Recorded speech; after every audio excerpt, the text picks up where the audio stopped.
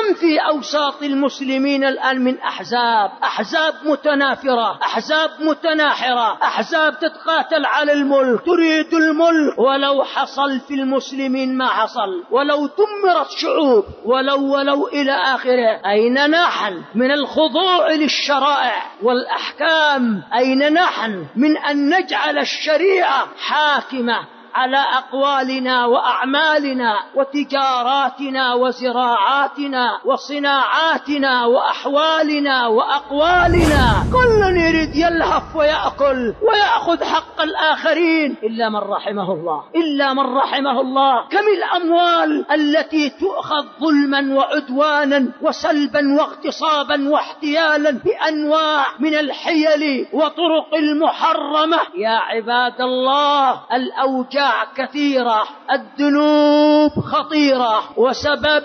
للدمار علينا.